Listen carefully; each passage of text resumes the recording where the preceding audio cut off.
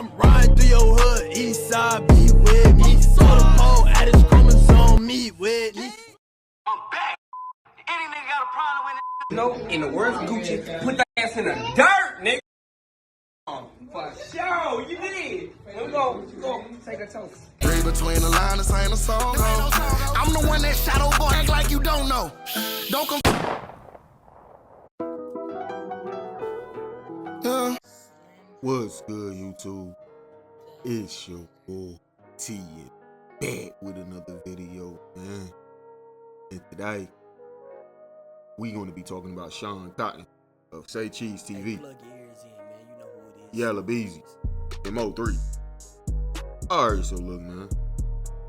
Now, Mogul Media, I actually covered like 2 or 3 interviews from them on this channel. Like, they have good interviews, so make sure you guys go check them out, because this is where this interview comes from as well. But Sean Cotton revealed for the first time that Yella Beezy had an interview with Saycheese TV on the exact same day that Mo3 died. But of course, Saycheese didn't go through with it because it would have looked crazy on their part, because Mo3 just died and people would have probably thought he was going to Yella Beezy to try to start something. He did elaborate more on that part, how it wasn't anything personal against Yella Beezy. He just knew how people would have took him interviewing him on the day that Mo3 died.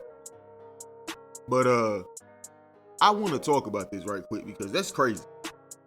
Like, the coincidence of him having the interview on the exact same day that Mo3 died.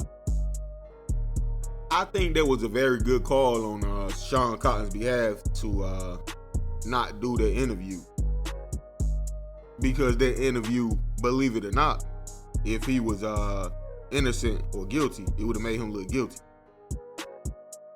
The same way, let's say if Black Youngster had did an interview the exact same day that Young Dolph was murdered. But nonetheless, Yella Beezy still managed to get an interview around the time that Mo3 died.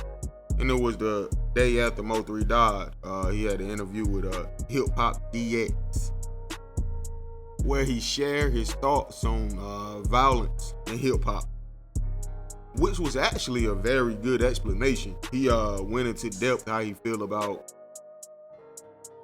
being careful what you speak on your songs, you know, because interesting enough, a lot of rappers' lyrics seems to be coming to life. And he also spoke on how people want to make an example out of other people. So if you keep throwing rocks at somebody, they're going to make an example out of you. But he did also say he wasn't talking about anyone in particular, aka Mo3, because we all know if you're doing an interview the day after he died and the interview was about gun violence in hip hop, people are going to think you were talking about Mo3, being that y'all have one of the most public beefs in hip hop. And it definitely would have looked crazy if you would have did that Saycheese interview as well as this interview the very next day. It's like you're going on a press run. You know, kind of like with album. Like when music artists drop albums, they go on press run. They know the exact date that the album is going to drop. So they usually go do an interview like on the Breakfast Club or something the day that the album does drop, so everybody can know about it and go stream it. And in this case, if Yella Beezy would have did that Saycheese interview as well as this Hip Hop DX interview as well the very next day, it almost looks like he knew that an album was gonna drop, if you understand what I'm saying.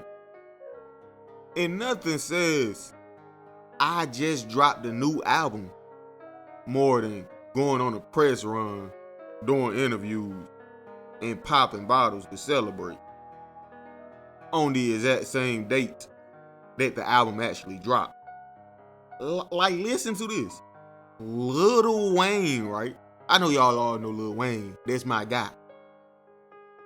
Lil Wayne schedules an interview with the Breakfast Club And then on the following day, he also schedules an interview for Hot 97. Now, Lil Wayne's The Carter 6 drops today. On the exact same day, he has the Breakfast Club interview. It drops that day. So let him go to the Breakfast Club interview, pop bottles that night, and then go to the Hot 97 interview the very next day. And then when they ask him about the album, he don't even know what they talking about. What are y'all talking about? I did not drop an album. Even though the album already out. He already celebrated that the album dropped. You saw him celebrating. You saw him on the press run. You saw both interviews. But he didn't even know the album dropped. That would literally be the equivalent to if Yella Beezy was on Saycheese the very same day that Mo3 died. It would have just been extremely stupid. But anyway, man, how y'all feel about this? Let me know in the comment section, bro. Like, comment, subscribe, hit that notification bell, man. Hey, man, follow me on Instagram at TZFBaby252. For long live Mo3. I'm gone. Get Yella ass nigga, take my bet out, bitch, and make me space on gangsta. Pull up with a stick and make that eat flag. I was thinking about buying me a G-Wag. Told me get my lick back, flipping with a big strap.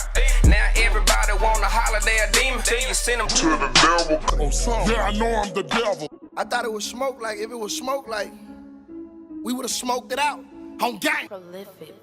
Aye. Bitch, I'm in these streets. Fuck this industry. Bitch, I'm in these streets.